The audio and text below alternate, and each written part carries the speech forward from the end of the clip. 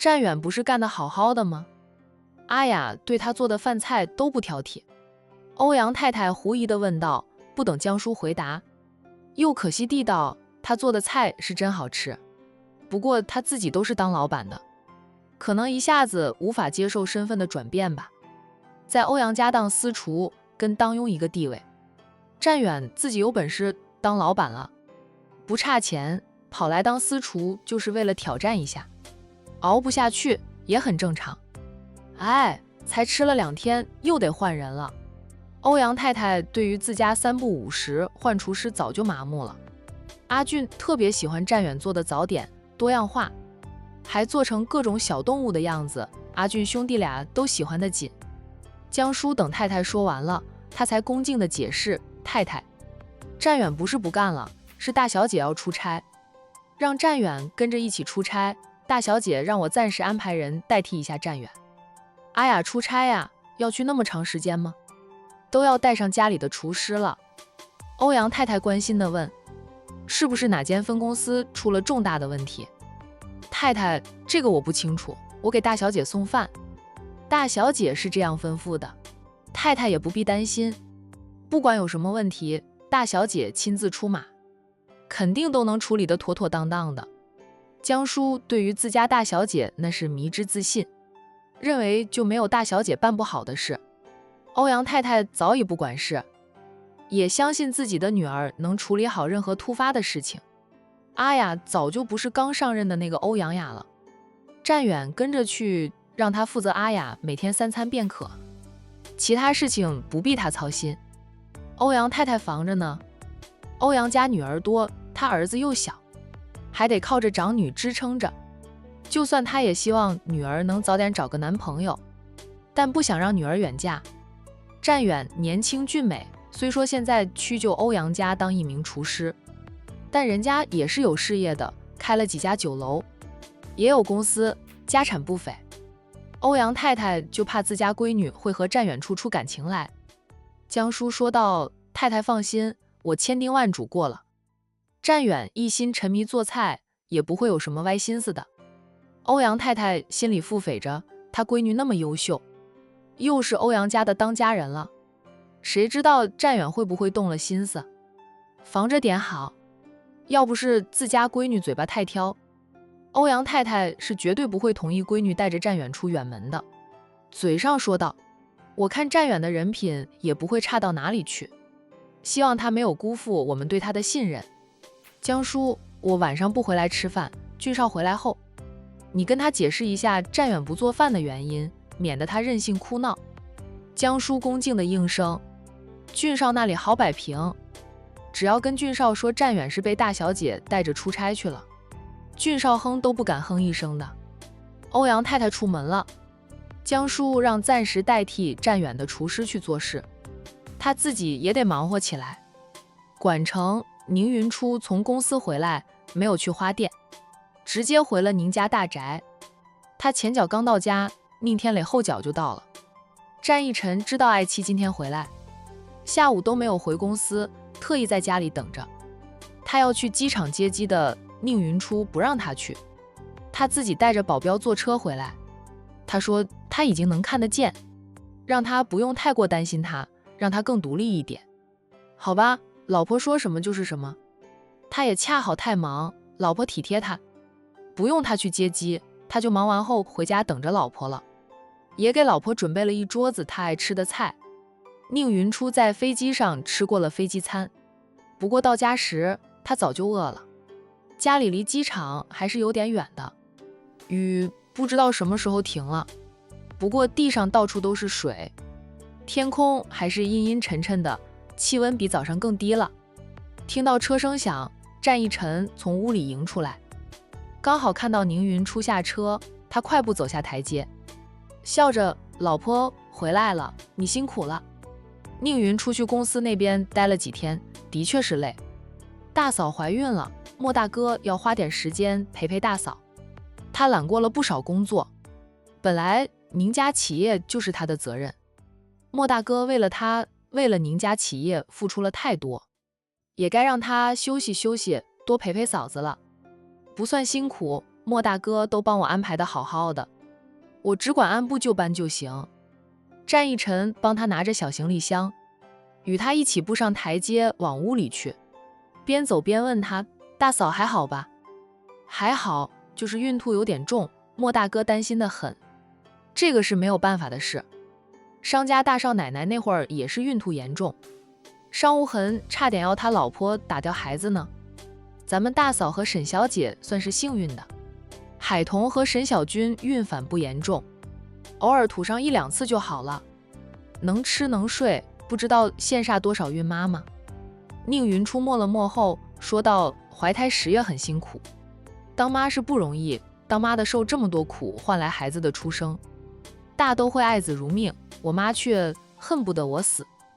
明明她也是母亲怀胎10月所生，母亲就是不爱她，母亲爱妹妹爱弟弟，就是不爱她，不仅不爱，还恨不得她死，也数次想过弄死她的，没有弄死，她也害得她现在还不能怀孕生子。战一晨心疼地握紧她的手，心疼的道：云初，并不是所有母亲都是合格的，都会爱子如命，父母是不需要考试上岗，什么样的父母都有的。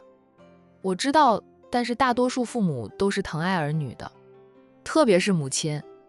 网上看到的说，如果能以命换命，医院的天台一定站满了父母。宁云初叹口气，可能是我父母缘薄吧，亲妈至今都没有对他有半点愧疚之意，就算是死，怕是亲妈都不会后悔吧。亲妈只会后悔在他亲爸刚走那会，没有弄死他，那时候的他才2岁，要弄死他真的很容易。在亲妈被判刑后，他去探过监，亲妈见是见他了，但却是辱骂他，骂他不得好死，也说后悔当初没有弄死他，反正就是没有一丝丝的愧疚，还警告他，如果敢欺负弟妹，亲妈就算做了鬼都不会放过他。这就是他的亲妈，以后有我爸妈，我爸妈疼你比我这个亲儿子都多。你看每次回山庄，我爸妈都是围着你转的，我就像是捡来的，不像是他们亲生的。宁云初失笑，你这话让爸妈听到，他们得伤心了，说你这个当儿子的没有良心。爸妈怎么不疼你了？就是他们疼爱你，才会对我这么好，这叫做爱屋及乌。公婆疼他是真疼，那也是因为他是他们的儿媳妇，他们疼爱自己的儿子，盼着儿子的小家庭幸福，所以对他这个儿媳妇才会特别好。宁云初想，老天爷对他还是厚待的，虐了他20几年，总算给他温暖了，让他嫁了战一晨，有疼他如亲生女儿的公婆，后半生他都不用担心再被暴风雨摧残，有婆家人给他撑腰，给他遮风挡雨。他特别感激奶奶，不知道自己何德何能，还是个瞎子时，奶奶就看中了他，把他安排给战一晨，也感激战一晨从来都没有嫌弃过他，不管是以前的瞎，还是现在还不能生娃，他都不嫌弃，一如以往的包容他，疼爱他。以前小姑姑3不5时就要打电话给他，担心他。自从他嫁给战一晨后，轮到他主动打电话给小姑姑了。小姑姑已经不担心他，知道他能过得很好。好香，你做了什么好吃的？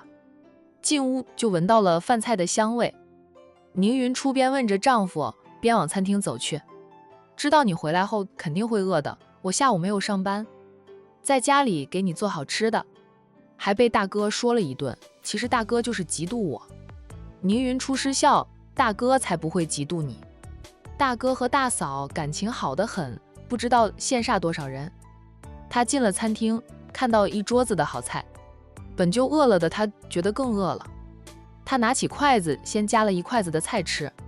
以往他可不会这般放肆。战一晨走进来，笑道：先去洗手，我给你盛碗汤。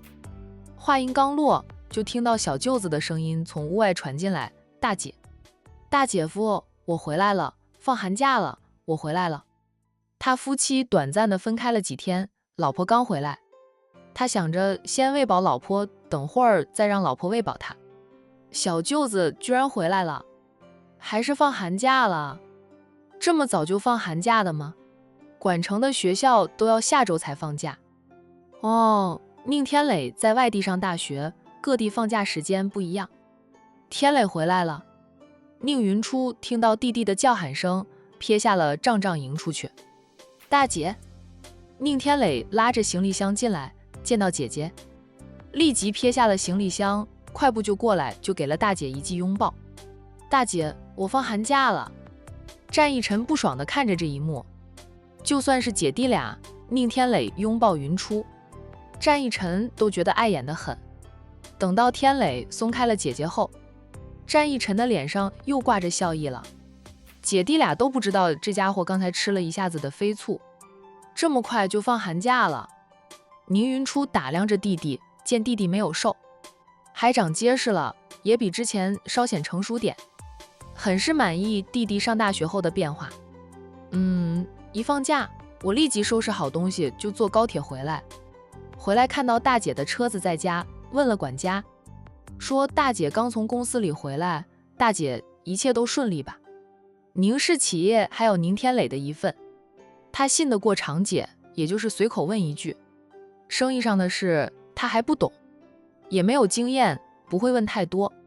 一切顺利，回来了就好。先洗手吃饭吧，大姐也是刚到家的。宁天磊又叫了战逸晨一声姐夫。数分钟后，战逸晨用公筷给爱妻夹了几筷子的菜后，问着小舅子，天磊放寒假后不打算去找份临时工吗？积累一点社会经验，还能赚点零花钱。宁天磊不缺钱花，但他就是想让小舅子找份临时工，不用天天窝在家里充当电灯泡，挡着他和宁云初卿卿我我。离过年不远了，去上班也上不了几天班就放年假。宁云初说道，让他在家里休息休息，约同学们聚聚就行。宁天磊则是说道，我要上班呀，大姐给我安排一份临时工吗？去我们家公司上班，我以后要帮大姐分担，总要学习学习的。每年放寒暑假，我都要去公司当临时工，不指望挣多少钱，就是积累一点经验，了解一下自家的生意。倪云初说道，这都快过年了，你还要去上班吗？回来了，你不用去看看你爸妈，不用找找你二姐。你二姐最近都没有消息，不知道她怎么样了。她倒不是关心宁思琪，不过是想知道宁思琪会不会是龙太太而已。海彤说那个龙太太最近2-3天都没有露面。宁天磊还没有说话，战逸晨就接过话来，离过年也还有一段时间，年底很多公司都挺忙的，天磊有上进心，想了解一下自己家的生意，就让他去公司里打打杂，挣点零花钱也好，以后他也要自己打理生意的，让他早点接触，对他来说绝对是有利无害的。要是你舍不得天磊去那么远，我就安排天磊进战士磨练磨练，距离近，你也不用担心他，我也能天天看着他。只要宁天磊要上班，就不能天天当电灯泡，哪怕进了战士集团当临时工也不轻松的，天天都让他加班，就算他想当电灯泡，给姐姐姐夫照路都没有机会。丈夫和弟弟都这样说，宁云初还能怎么样？他说道，那就先进你姐夫家里的公司磨练磨练，离家里近，有什么事你姐夫也能帮着你点。宁天磊是想进自家公司的，不过自己家里的生意大多在外省外市，进自家公司上班离家里远了，姐姐是不放心的，也怕到时候想回家连高铁票都能买到。能进战士集团当临时工也不错，要知道多少人想挤进战士集团都没机会呢。他是托姐姐的福，能走走姐夫的后门进去。于是他便说道，那就听姐夫的，姐夫，过2天你就帮我安排一份工作呗，打杂都无所谓，我没有工作经验，我不敢要求多高的职位，有班上就行，就是让他当清洁工，他都会干的，毕竟那是战士集团，可不是一般的小工小厂，他一个没有半点经验的菜鸟，奢望啥呢？能进去就不错了。宁云初说道，还是去我们家公司上班吧。公司你也有份的，利用假期进去上班，积累一点工作经验，等你毕业后，若是不打算继续深造，就从基层做起，早点体验一下工作的苦也好。战氏集团要求极高，就是战家的其他少爷初出社会，都不能直接进战氏集团的总部上班呢。宁云初不想弟弟利用战逸晨的身份走战氏集团的后门，那样会被别人说，对很多人来说也不公平。虽说这个世界上就没有公平的事，他还是让弟弟进入宁氏企业上班，毕竟宁氏企业还有天磊的一份，不是说离过年不远了吗？万一到时候订不到高铁票怎么办？战逸晨依附想留小舅子在管城的架势，内心早就盼着小舅子去宁氏企业上班，这样在过年之前他都还能和宁云出过2人世界。宁云初说道，可以提前抢好高铁票，也可以订好飞机票，只要提前安排好。还怕回不来吗？实在买不到票，我安排人过去接他回来。姐，我听你的，你跟莫大哥说说，给我安排一份工作，不要让人知道我是你的亲弟弟，就说我是大学生，放寒假想找份临时工，干上1个月拿点钱过年的。我很多同学都不着急回家过年，都会在外面找份临时工干上一段时间，挣点钱了再回去过年。平时他们也会利用一切可以利用的时间去赚钱。我偶尔跟着他去兼职，挣的钱不多，不过也是一种生活经验。他属于含着金汤匙出生的少爷，从来没有为钱愁过。以前父母还自由时，虽说早早就把他送到封闭式的学校读书，但是在物质生活上从来没有亏待过他，他的零花钱很多。就是父母进去了，长姐也没有停过他的卡，让他不缺钱花。成年后他可以支配的钱就更多了，大姐说他成年了，是大人了，要学会自己打理自己的财产。不过通过自己努力付出的劳动赚到的钱，哪怕一天只能赚上几十块钱，宁天磊都很开心，花那些钱他就觉得特别爽。你会这样想很不错，我以前读大学也会想方设法去赚钱。战逸晨很支持小舅子利用空闲时间去挣钱，他们兄弟几个在读大学的时候，跟着其他同学一起折腾也能挣到钱的，甚至在还没有毕业，他们都成立了自己的小公司，然后一步步走到今天，公司就被他们做大做强了。宁云初也不反对弟弟利用空闲时间去挣钱，他是听说过很多人在读大学时都会找兼职的，有些人上大学后都不用家里再出钱了，他们自己能挣够自己的学费、零花钱。有些厉害一点的还有钱给回家里呢。他因为瞎了10年，没有机会上大学，没有体验过大学的生活，如今虽说重见光明，还要很小心地保护眼睛，不能用眼过度，他工作又忙，暂时还没有时间去重拾高中知识。等以后有时间了，他想重新学习，通过努力去拿到大学的毕业证。他家男人的学历就很高，宁云初不想跟丈夫的差距太远，哪怕他不会嫌弃他，他也要缩短他们俩的差距，与他并肩走。你去兼职，大姐不拦着你，但不要荒废你的学业，也不要太累。兼职就当是体验生活。大姐，我知道的，这2天我在家里休息休息，顺便去看看爸妈，找一找我2姐。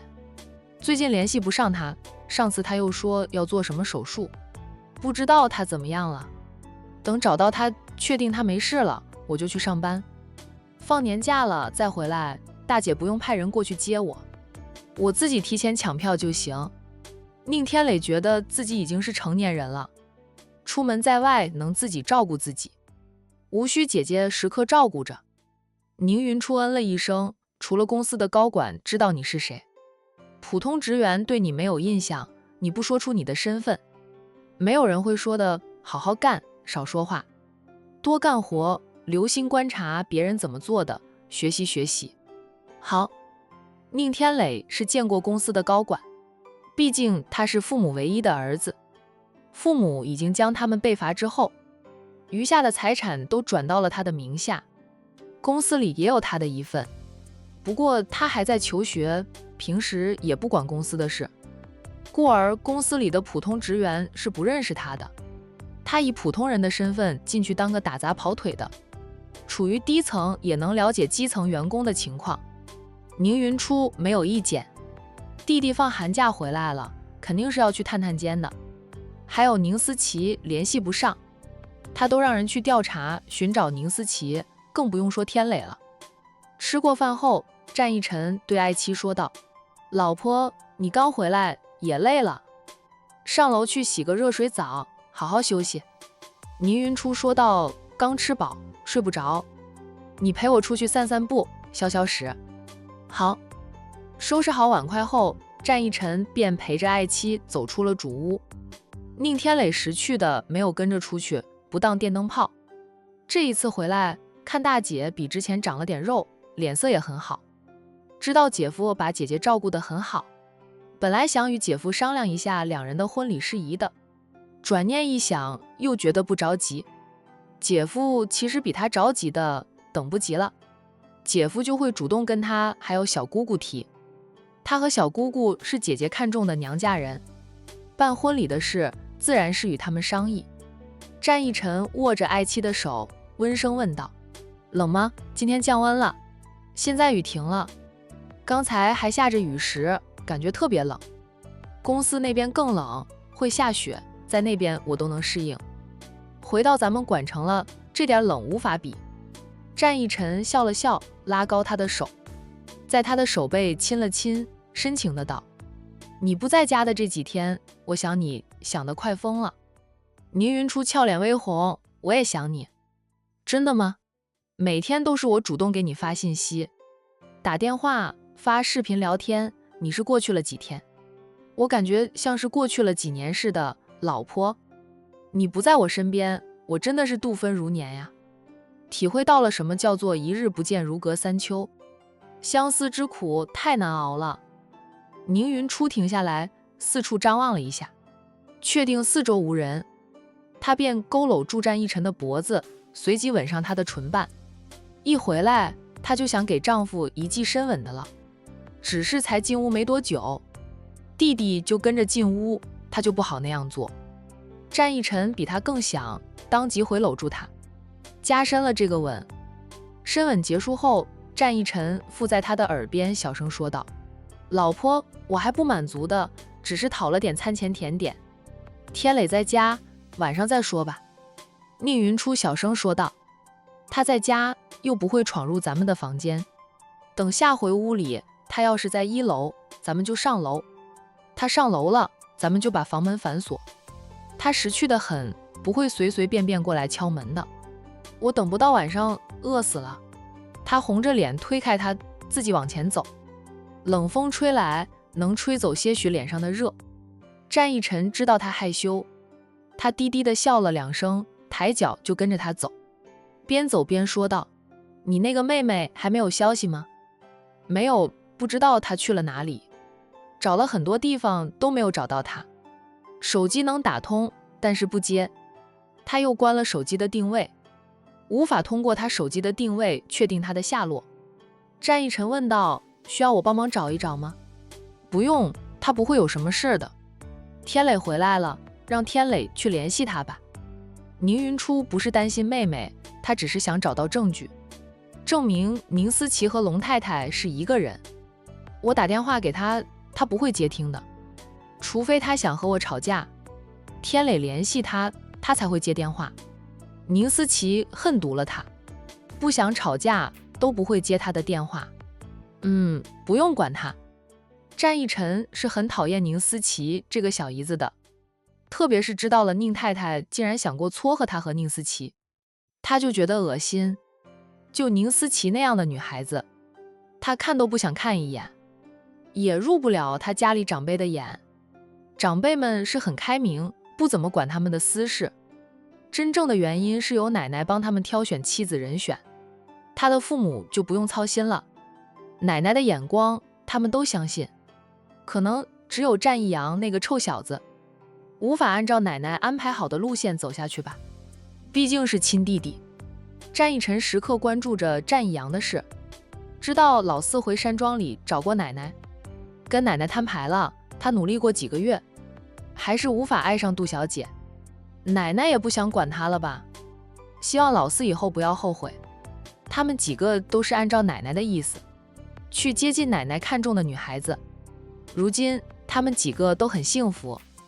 战义臣觉得弟弟以后会后悔的。天磊明天估计就去探监了。义臣，你说我要不要陪着他去？你想去就去看看，不想去就不去。他们虽说是你的亲人，但对你做的事可一点都不亲人，比仇人还狠的。不过你去看他们，估计会让他们心情恶劣吧。宁总夫妻俩已经受到了应得的惩罚，都是重判，哪怕好好改造能减刑，等他们出来时也都7、80岁了，而且那个时候宁云初翅膀已硬，不是他们可以撼动的了。云初又重见光明，嫁了他这个好丈夫，日子只会越过越好。宁总夫妻俩知道云初的境况，只会气得半死。云初过得越好，越能衬托出他们女儿的凄惨。造成这一切的人，则是宁总夫妻俩。后悔自责去吧。宁云初笑笑，他们心情恶劣，我就心情美丽。对，我明天就陪着天磊一起去探监。怎么说，他们俩一个是我亲大伯，一个是我亲妈，于情于理我都要去看看的。他们越是不喜欢看到我，我就越是去看看。战义臣说道，那我明天跟大哥请假，送你们过去，我也去看看。宁太太估计会气疯，最疼爱的女儿没有嫁给战义臣，最讨厌的长女却成了战义臣的心尖宠。他们曾经那样伤害云初，就算他们现在受到了惩罚，战义臣也不想让他们心情好，就是让他们气疯，让他们心里堵得很。宁云初没有拒绝，夫妻俩在院子里转悠了一圈才回屋里去。宁天磊还在1楼，不过是歪靠在沙发上睡着了。这孩子还像小时候那样，困了不知道回房里睡，总是坐在哪里就在那里睡。宁云初想叫醒弟弟的，被丈夫拦住了，给他盖张被子就好，就让他在这里睡。等会儿他们折腾的再大动静，小舅子都听不到。宁云初看着丈夫，很快明白他话里的深意。战义臣已经从客房里抱了一张被子出来，轻轻地盖在宁天磊的身上，然后拉着爱妻上楼去。猴急的一头狼，一整个下午宁云初都在睡了，一直睡到晚上才醒来，天已经黑沉沉的，房里也是黑漆漆的一片。战义臣离开的时候，应该天还没有黑，要是天黑了，他会帮他留一盏灯的。知道他讨厌黑，在黑暗里生活了10年，他是很怕睁开眼一片黑的，会让他以为自己还是个盲人。伸手摸到了床头柜的手机，拿过手机按亮了屏幕，看时间是傍晚6点多。不过是冬季，所以天黑得快，6点多天就完全黑了下来。宁云初不着急去开灯，他再躺了会儿，确实是睡不着了，他才撑起来开着了房里的灯。战义臣应该在楼下做饭吧，他只要在家里，整天就是在捣鼓着做什么好吃的给他吃，总说他太瘦，要帮他补。相较于以前，他已经胖了很多，脸色也红润了，都是他的功劳。得亏他自制力好，没有大吃特吃，否则真的分分钟被他养成肥猪。下床洗了把脸，穿上外套，宁云初准备下楼去。数分钟后，他已经出现在1楼。大姐，宁天磊早就醒了，他醒来发现盖在自己身上的被子，猜到是姐姐帮他盖上的，他都不知道自己睡着了，只是觉得坐了几个小时的车有点累，想着闭目养神一下，结果就睡着。大姐，可以吃饭了，我姐夫做了很多你爱吃的菜，我叫姐夫给我做2道我爱吃的菜，姐夫叫我自己做，太偏心了。宁天磊故意抱怨着。宁云初笑道，你想吃什么？我叫你姐夫做给你吃。只要是姐夫做的菜，我都喜欢吃。那不就行了？只要你姐夫在家里，都是他做菜，咱们家的厨师，天天都担心他的工作会被你姐夫抢了呢。宁天磊哈哈的笑，姐，你太幸福了。要不是大姐嫁给了战家少爷，宁天磊都不知道战家的少爷那么会做饭。姐也觉得我太幸福了，要是能早点生个娃，那就更好了。这话宁云初没有说出来，反正程医生说的，过2年她就可以正常怀孕了，只要她还有当妈妈的机会，就不用担心。等吧，只要有缘，宝宝一定会来找她和战逸晨的。老婆醒了，洗手吃饭了。战逸晨在厨房里叫喊着，来了。宁天磊去帮忙端菜。晚饭后，宁天磊对姐姐说道，大姐，我想去找我二姐，看看她怎么样了。她有接你的电话吗？宁思琪再坏再不好，她都是宁天磊的亲二姐。宁云初从来没有想过分离这对姐弟俩。宁天磊嗯了一声，答道，刚才我打电话给二姐了，二姐说她现在没有钱租房子，居无定所的，约我在管城大广场附近的星巴克见面。宁思琪早就退了租房，没有再重新租房。他骗弟弟说他居无定所，这样说是想让弟弟心软同情他，转而和他一起恨着宁云初，帮着他对付宁云初。现在宁云初对弟弟还是挺信任的，要是他能策反弟弟，让弟弟跟他同一条心，里应外合的肯定能扳倒宁云初，拿回爸妈的一切，到时候他就是宁家当家做主的人。龙先生许诺过，只要他办成了他吩咐的事情，就是他想要战逸晨都是可以的。现在宁云初拥有的一切，他都要得到。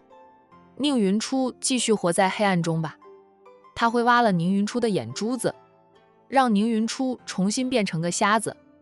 纵使程医生医术再高，都治不好了。大姐，我想给我二姐租间房，让她不用居无定所，房租我帮她交1年，这样钱不交到她的手上，她就不会花光用来租房的钱。宁云初淡淡的道，你自己决定就好，不用问我的意思。知道2个姐姐如同仇人一般，宁天磊便不再往下说。略坐了片刻后，宁天磊便要出去了。我让司机送你过去。宁云初说道。好，谢谢大姐。宁天磊没有拒绝，他还没有考到驾驶证，满18岁时他已经回学校了，没有时间去考驾照，等到明年放暑假了，他再去考驾照。现在出门要么是坐计程车，要么就是让家里的司机送他。宁云初安排了司机送弟弟去见宁思琪，等到司机载着弟弟出去后，宁云初又安排人悄悄地跟随弟弟，目的是要摸清楚宁思琪现在到底住在哪里。说他居无定所，宁云初不太相信，真过得那么惨，宁思琪早就跑来找他闹了。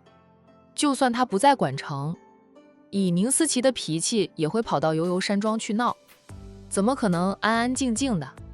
半个小时后，管城大广场旁边的那条街道热闹繁华，很多人晚饭后都喜欢去那里散步，让本来就繁华的街道更加的热闹。宁家的司机在星巴克的门口停了车，宁天磊边下车边对司机说道，我等会儿自己打车回去，你不用等我了。大小姐让我送少爷，少爷想回家了，打电话给我，我在附近，会赶过来送少爷回家的。不用了，我还想逛逛街。司机见宁天磊实在不喜欢他跟着，便没有再坚持。宁天磊进了星巴克后，司机打电话告诉了宁云初，才开车离开。宁思琪在角落里坐着等弟弟，他穿得很厚，穿的也是以前的衣服，除了那身衣服属于名牌之外，他的名牌包包、珠宝首饰都没有，就连脚下那双高跟鞋也被他换成了小白鞋。见到弟弟进来了，他起身朝弟弟招手，并叫喊了2声。宁天磊连忙走向二姐，二姐。宁天磊边坐下边打量着二姐，见二姐的脸色不好看，他关心地问二姐：“你身体还好吗？上次你说你要做什么手术？做了手术？我看二姐的脸色不好看，你还关心二姐啊？我以为二姐死了你都不会在乎呢。”宁天磊抿了抿嘴，说道：“二姐，我一直都关心你的，是你总是带着刺，总是骂我，总想着要钱。二姐年纪轻轻的，四脚健全，就不能靠着自己的努力挣钱？二姐打算一辈子当条米虫。二姐，爸妈已经不能给我们遮风挡雨的了，你醒醒吧。”宁天磊苦涩地道。他站在大姐那一边，没有给二姐那么多钱，其实是希望二姐能够靠着自己的努力站起来，不再当条米虫。父母已经无法再为他们遮风挡雨了，二姐也不再是以前的宁家二小姐，她这样下去害的是她自己。宁思琪没好气的道：“还不是你这个没良心的，你信着宁云初，跟他一条心，不帮着二姐爸妈名下的那些财产，你是不是都给了你大姐？你但凡肯与我平分我用得着过的这般凄惨，你看看我现在连双高跟鞋都没有的穿，上次做手术没有钱，我都是把我的名包，我带出来的珠宝全都转卖出去，换了钱做的手术，在医院住院，再花钱请护工照顾我，那点钱也花光了。”宁天磊说道：“我说我回来照顾二姐，陪二姐去做手术，二姐又不让。二姐在哪家医院做的手术？怎么大姐说查遍了管城的医院，也没有查到二姐住院的信息？大姐不可能骗她，那就是二姐骗她了。不过现在二姐的脸色的确不太好看，像是生了场病似的。你一个大男人，怎么照顾我？叫你给我打钱，你听那个瞎子的，愣是不给我打钱，我只能变卖我的珠宝换钱。你现在都还在以为二姐是骗你的吧？你看看二姐的脸色是不是有点苍白？那是手术后营养跟不上，还没有养回身子的。